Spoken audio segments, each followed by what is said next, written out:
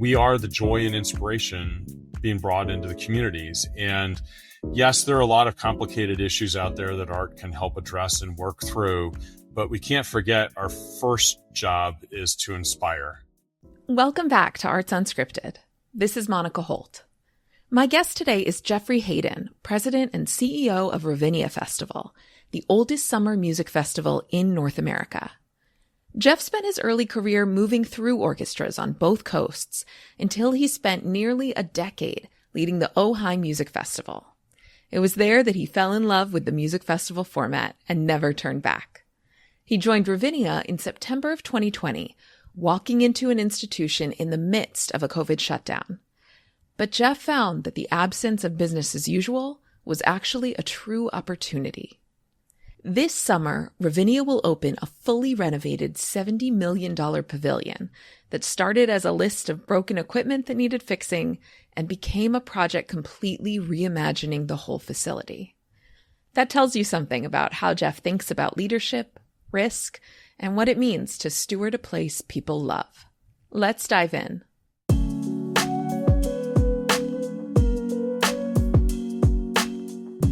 Jeff Haydon, welcome to Arts Unscripted. Thank you so much for being here today. It's so nice to get a chance to get to know you and hear about everything going on at Ravinia. Well, thanks so much for having me. I've been listening to See Eye to Eye, which is now Arts Unscripted, for many, many years. And so it's really fun to be on the actual side of the microphone now. Well, thank you. We love hearing that. Because you've been listening, I think you kind of know where we're going to start, which is, will you take us back and tell us a little bit about what your earliest experiences with art were? Absolutely. I vividly recall going to the San Francisco Symphony with my grandparents and my sister for a holiday concert and coming away with a stuffed mouse. And that was my first experience going to the symphony. And my parents were both very supportive of getting me in the high school band and music lessons, and the love just continued from there. Did you play an instrument in band? So in fourth grade, I started playing trumpet. And by the time I got to junior high, my band director said, "Congratulations, you're promoted all the way down to tuba." Oh. I ended up doing okay, I guess, and got an honor band and ultimately a scholarship. And I was just so fortunate that my junior high band teacher, I swear, was Mr. Holland's Opus in the movie. And he still inspires me today, Robert Athade. And I took piano lessons from my sister's piano teacher, who happened to be the wife of the high school choral director, who then hoodwinked me into joining the men's chorus in high school instead of signing up for shop. And that became my love affair with voice and singing. That's incredible. All of these stories, I mean, we love hearing about mentors and teachers that are such a critical part of the journey of what makes any of us who we are, but certainly those of us in the arts field. I think there is always a through line to the people that first supported us, believed in us, and showed us what was possible.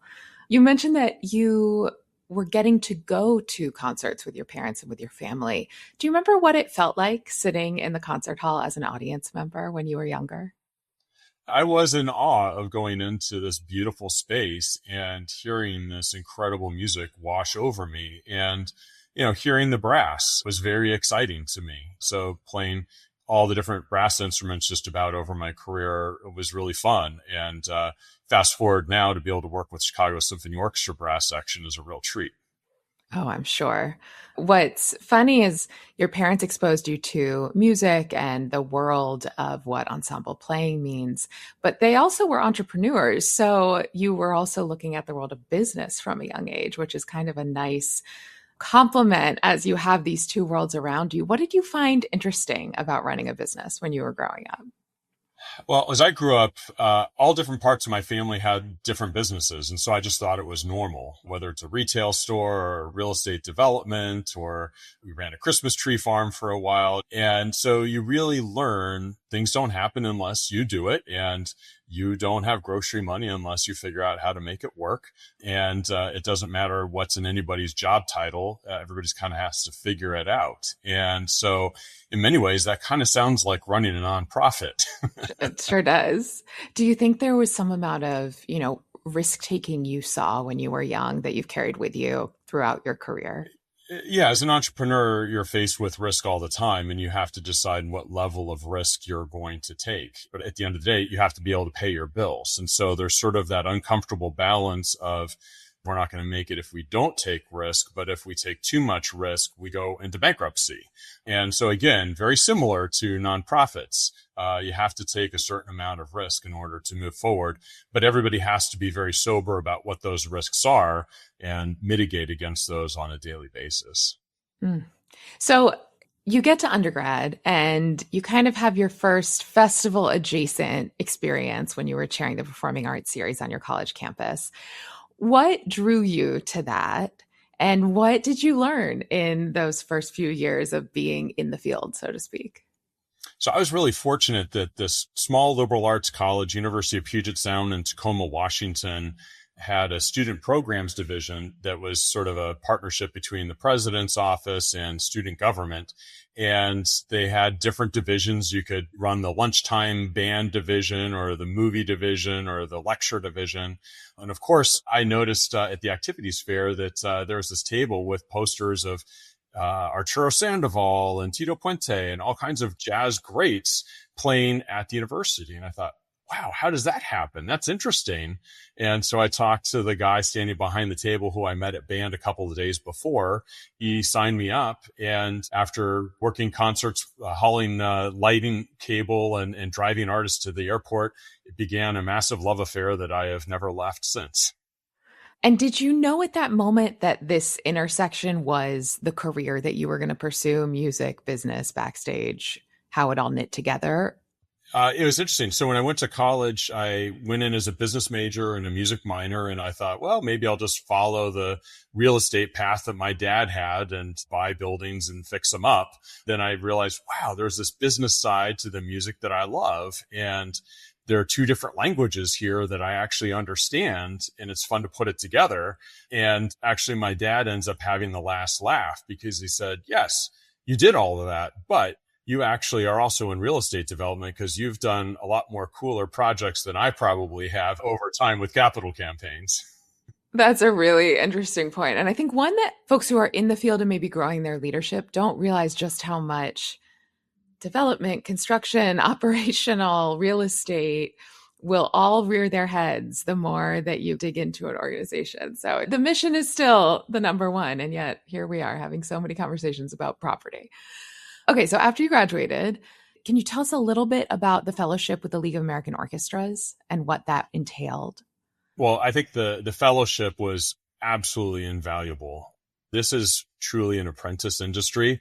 We know that, being a musician, but all of us on the business side of it, we point to all of our mentors that got us to where we are today. And the fellowship was that in spades. And my hope is that there's even more of that going forward, because an MBA can't teach you sitting in a boardroom, sitting in a leadership team meeting, trying to deal with all the different issues, of the day. So I was fortunate. I was at the Aspen Music Festival, sort of pre-fellowship. And then I had a chance to work at the Baltimore Symphony with David Zinman's last year and help plan a tour to Japan. And then I had a chance to work at the Fort Wayne Philharmonic in Indiana, which is probably one of the best run regional orchestras. And it taught me the wild world of fundraising. And that got me my bug for fundraising.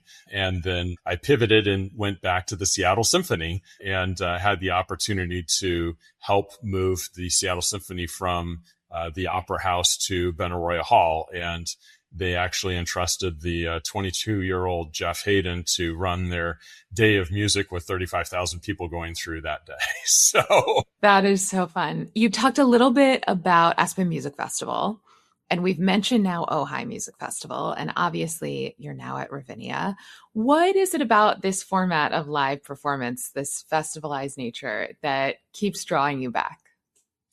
It's very interesting. I went through the Orchestra League's fellowship program, and I was going to be, a CEO of an orchestra. And I did actually take my first steps working back at the Fort Wayne Philharmonic, director of fundraising, and going to the Chicago Symphony in fundraising as well. And then I ended up with a very interesting phone call from a recruiter saying that she was recruiting for the Ojai Music Festival executive director. And I did end up taking the interview and flying out there, and it was fantastic. It was very entrepreneurial, and I've never looked back since. From a music festival standpoint, what I love is that, yes, the music is always tops, programming is always tops, but just right below that is the experience. And a music festival forces you to think about what's the experience in which you are presenting the music. And usually they're in beautiful places, witness behind me, beautiful Ravinia Park. There's that luxury to think about, what's the audience experience? What's the musical interconnectivity? You might have people's attention longer than 2 hours. They might give you an entire day or a half a day. And so, here we do 100 concerts in 3.5 months. So when we're in the thick of it, it's a lot, but we also have, almost 9 months where we're planning. And it's really satisfying to be able to plan and then see that come to fruition. It is so interesting to think about all of these different models. And I love that you really are speaking on how paramount experience is to the festivals that you've worked at, because I also think that's something that our, let's say standard year-round organizations need to be learning from and adopting into their culture too. And we're seeing that more and more, certainly, but I think we all can always keep learning and growing there. I realize, Ravinia is well known in the Chicagoland area, but just for a listener who might not be as familiar, could you share a little bit about the festival's history? Sure. It's an amazing history. So Ravinia is actually the oldest summer music festival in North America. And it's 3 months long. It's June through, actually bleeds mostly into September. This is 36 acres in very nice real estate, about maybe 25 miles north of Chicago, right on the train line. And it was started actually as an amusement park by the railroad barons who wanted to be able to make some money on the railroad line on the weekends. And so they attracted audience members from Chicago and Milwaukee. But that park model did not last more than 3 years. And there were some local leaders that ended up buying the bankrupt shares of this amusement park and turned it into the opera destination of the country. And it was glorious, all the posters. And of course, that all came to a halt in 1929 with the crash. And he was aged out as well. So then a group of community leaders said, we don't like seeing this park fallow. We do not want to see it turned into houses, which is what happened all around it. And so they essentially bought the park and they wanted to figure out how to anchor it. And the Chicago Symphony Orchestra was trying to figure out how to become more of a year-round orchestra. And so they basically guaranteed the solvency of the Chicago Symphony Orchestra's residency to reopen Ravinia Park back in 1937, I believe. So fast forward to today. And with the festival environment, particularly with Ravinia, it's very unique even within the festival space. People that don't live in Chicago don't understand Ravinia Announcement Day is like Groundhog Day for Chicago. It is sacred. It's always like the second Thursday of March. And it's inevitably after a big snowstorm. And it's the first thing that gives people hope that summer is coming. And everybody holds off on their summer planning until the schedule drops. And all the newscasters want to talk to us as a good news. And I think it shows the important role that all of us have with live music. It's like we are the joy and inspiration being brought into the communities. And yes, there are a lot of complicated issues out there that art can help address and work through, but we can't forget our first job is to inspire.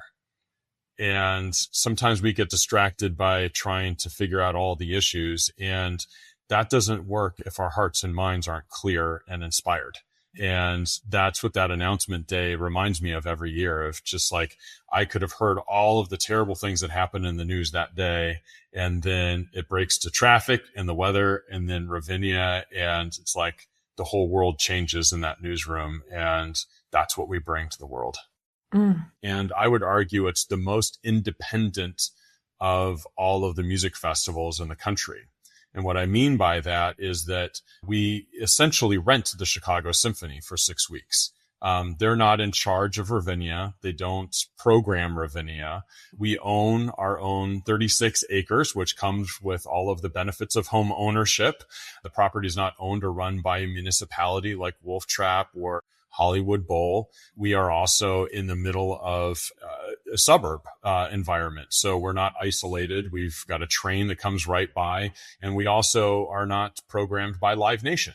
So we are fully independent, and we also are fully integrated because we have music education programs, conservatory programs, and all different kinds of main stage programs featuring artists at all stages of their career. So to me, it's really fun, but it means there's no safety net because we are fully independent.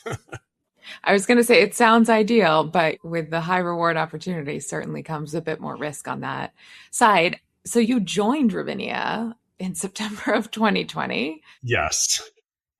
What did it feel like to step into leadership of this, as we've just described, historic institution while the world was in the midst of so much turmoil and change?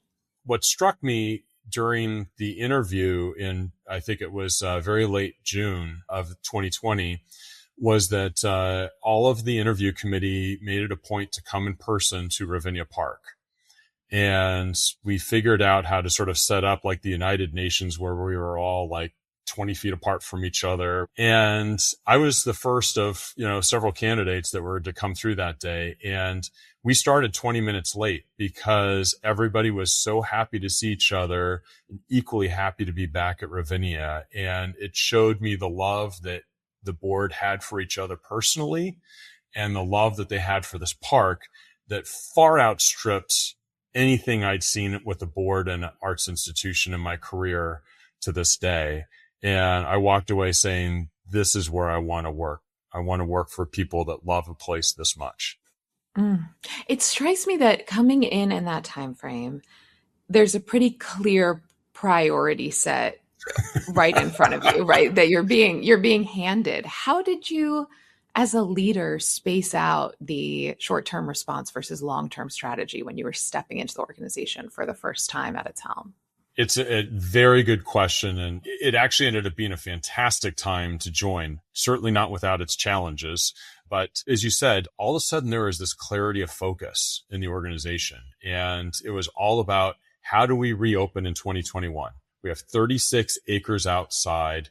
And so let's just take the path that we are going to open and just figure out how. And so all the typical nattering and multiple agendas and social obligations and everything else just fell off the table.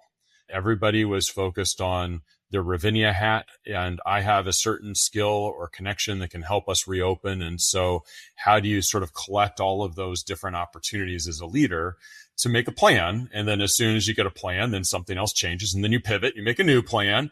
That actually was perfect for a new leader coming into a team, some of whom had been there for well over 20 years and board members who had been there for over 20 years. And it forced us to learn more about our business and how to work with each other better. And no one could say, well, I know how this is supposed to happen to open a music festival in a pandemic.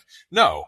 And you can't say this is how we always do this either, because that might not work. And so one of the questions I asked to our team is said, what are some of the things that you have always wanted to do that you know will work that you haven't been able to do because of the inertia of no? And I said, let's put those on the table. And if it seems like those can work, let's slip that in as part of the conversation. And so there's just this wonderful sense of experimentation and learning. And we quickly sort of started joking to ourselves that we felt like we were living through an MBA case study. And 6 years later, we still talk about that. Sure. We're always evolving at an arts organization, it does feel. But thank you for elaborating on that a little bit, because it is this striking opportunity. And it's so wonderful that you were able to kind of take it as a moment to embrace instead of to, proceed in fear. So fast forward to present day. Can you tell us a little bit about the Hunter Pavilion? Because you're in the middle of that renovation, which is going to be completed for this summer. How do you know with a space like yours, when is it time for a refresh versus when is it time for, modest improvements? And what can we all expect from the reimagined pavilion?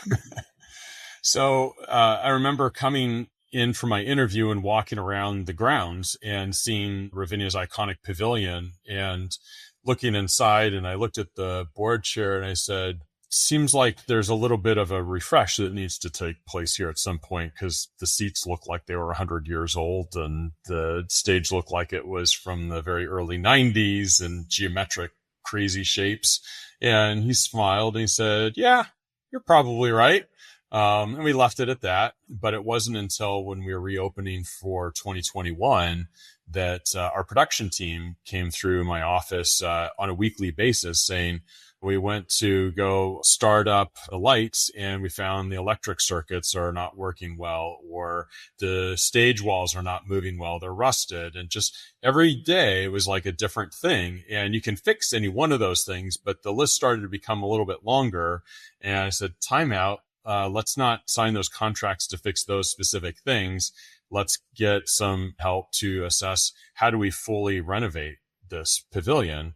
Of course, when you say fully renovate, you think of it in limited arts administration style of like, oh gosh, how much money can we really raise? And so what's the minimum viable that we can do to get by? And so that was kind of the first pass. And there was a wonderful family that came forward, the Hunter family, who had long been part of Ravinia, that wanted to do a legacy gift. And so they said, great, we'll do 10 million. And at that point, the project was maybe around 30 million. And so we were feeling pretty good. Like, yeah, I think we could raise 20 million. Then the list started to get a little bit longer. And we have another board member who's been a long time, exceedingly generous donor that's very wise.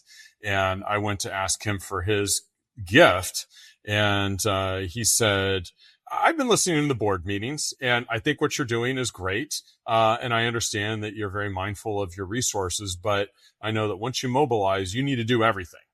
You need to walk away with no stone unturned. And so let's do everything I want to do the water main. I want to do the backstage. I want to do the loading dock. And so here's a big gift and we're going to double the budget for this project so that you can do all of the things that nobody's going to name. So all of a sudden we had a much bigger project. And then of course you run into inflation and tariffs and everything else. And so by the time we open up in July, we'll have a $70 million completely refurbished state-of-the-art pavilion, of which I think we still have only $5 million left to raise, which we'll get there. We're very, very excited about how this is brought everyone together and to see that we have a very unique facility. We have the Chicago Symphony Orchestra, and then we also have Sting and Pitbull and Music of the Baroque. And how do you have a stage and a facility that can support all of that? And for the first time, we will have a purpose-built facility that can support that. And as James Taylor said when he came last year, he said, you don't know how great it is for a musician like me to be able to perform at a place that's actually built for music in a world-class way. So thank you. What a gift, and what a gift for all of us and for audiences who are going to get to experience this grand reopening and all of the artists that are going to feel like they are being supported in the best way possible. You walked us through the campaign and how it evolved, which is fascinating. Capital campaigns, particularly when they're tied to infrastructure, can be very exciting and in some ways substantial in the amount of effort to raise that much money, but easier to talk about because it's so tangible.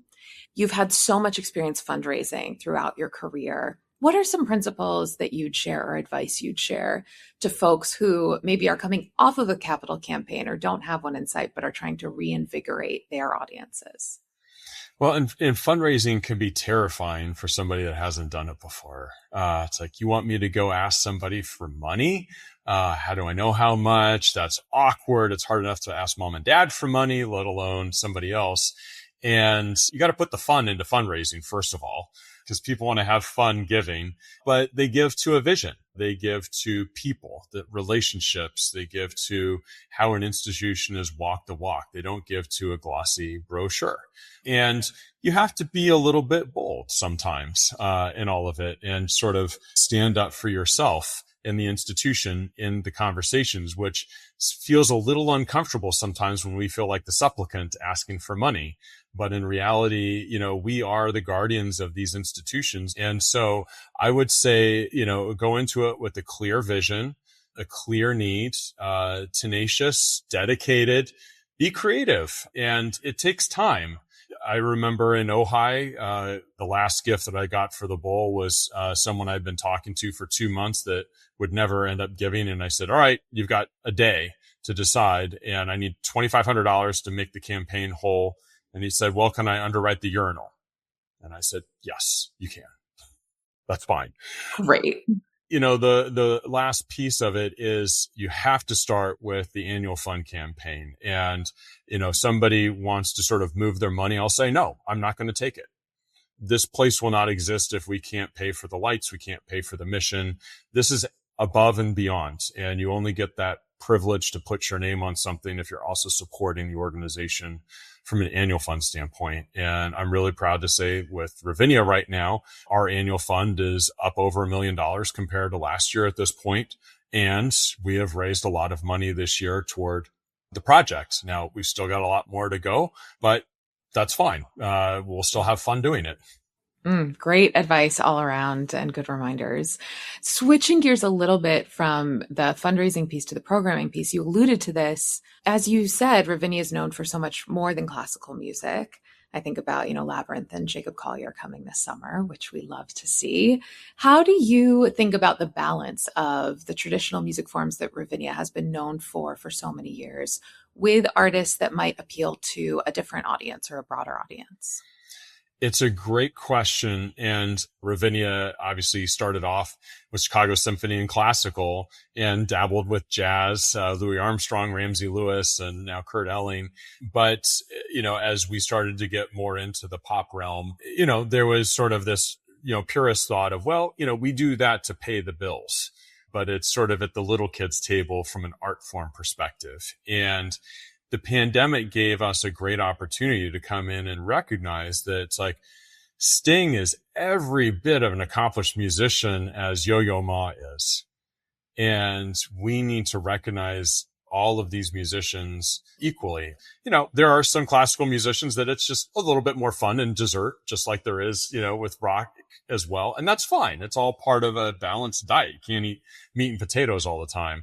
What I've loved coming into this is Ravinia has really forced me to broaden my musical appreciation and understanding. And you learn the musicianship that each one of these artists really has, to be able to see Pat Monahan with Train and just how masterfully he engages an audience in music that's just fun. And then to see the Danish String Quartet come the next day into a small theater setting and bring their own light set to create a sense of place with it. And I just love seeing that interaction and seeing audiences. I'm like, wait a minute, I saw you at Steve Miller last night, and now you're here at the jazz concert today. And they're talking about going to the Tchaikovsky concert with their grandkids. And so it's like the whole of music approach. And we have just now got to the point at Ravinia where we fully embrace that on the board and on the staff and as a community. Would you tell us a little bit about some of the other initiatives outside of the core programming that we see on stage? You mentioned some of the educational initiatives as well. So Ravinia is known for the big stage programming with the Pavilion and Chicago Symphony. But what people don't usually know about is that we have probably one of the biggest and most comprehensive music education and community development programs in the country. Reach, Teach, Play. And so it starts off in preschool and goes all the way through high school.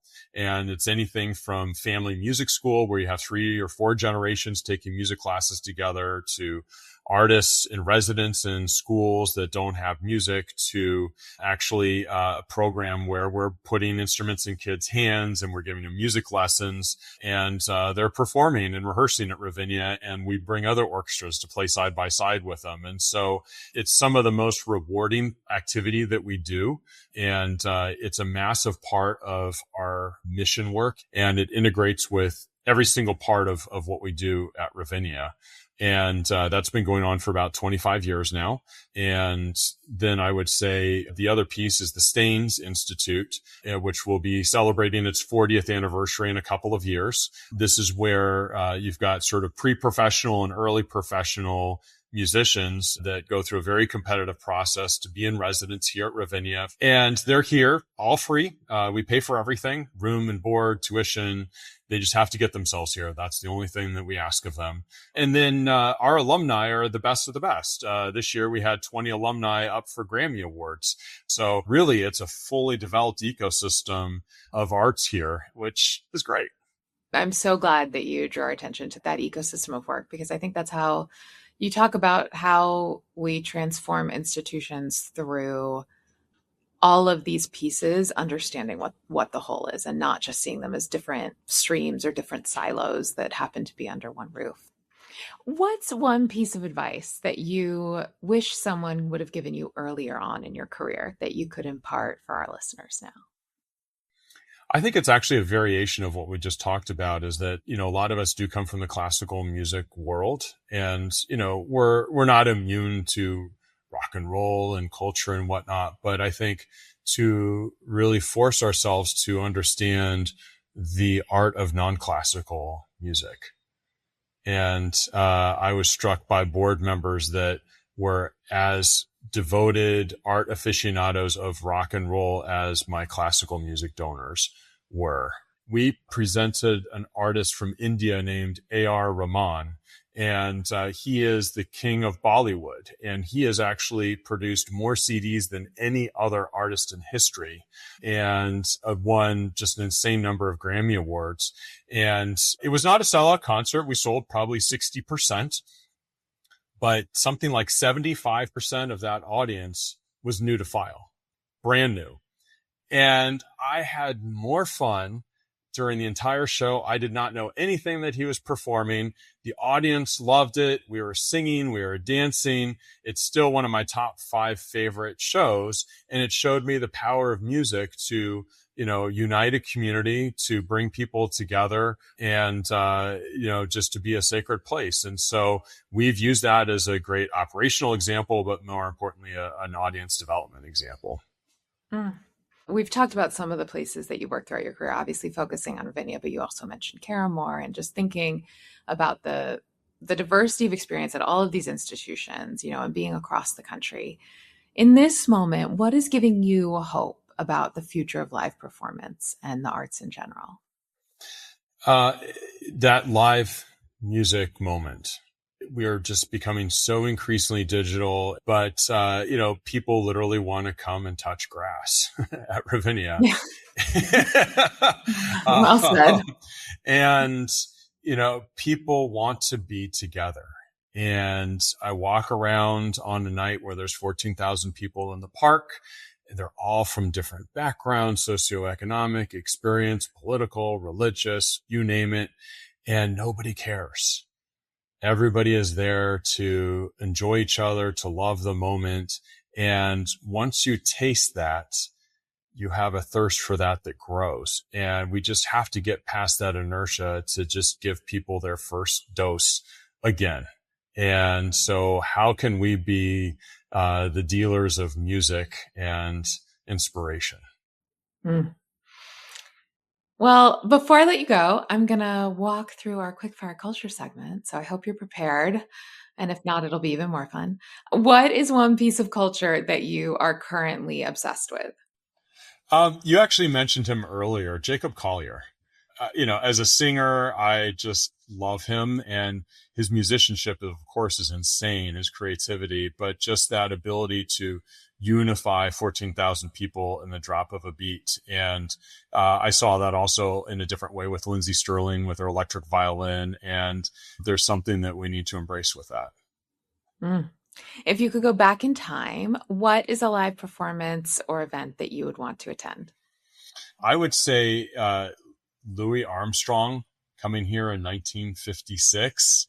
And then George Gershwin actually played Rhapsody in Blue here a year before he died. Oh, wow. And so to me, to be able to have heard those 2 concerts here at Ravinia, just amazing history. Oh, those are great choices. What is one free resource in any field that everyone should check out? So I'm a huge fan of Jim Collins, Good to Great. And you go to his website, jimcollins.com, and there's a lot of great resources and, building the flywheel, knowing what your BHAG is and your hedgehogs and all of that are just really important. And if we could all be level 5 leaders, the world would be fantastic. And then our last question is, if you could broadcast one message to executive directors, leadership teams, staff, and boards of thousands of arts organizations, what would that message be? Wow. I would say, remember why we're doing this. We're here to inspire. We are stewards of these amazing organizations. And while we're always being pulled on the short term, we need to keep thinking long term. And we're going to make the best decisions if we do long term. And then short term is a solution to get to the long term. It's hard when you have to make payroll next week, but we have to put that in context because we're here for the long term. That's right. Well, Jeff, thank you. Thank you for the time. Thank you for the great advice and for giving us a sneak peek at what's to come at Ravinia. I'm excited to get out there myself, hopefully this summer. Well, thank you so much for having me. It's an honor to be on here. I've loved listening to this series over the years and always tell my staffs, if you want an MBA in music business, just listen to all the podcasts and you'll have it. Well, thank you. Thank you. See you at Ravinia.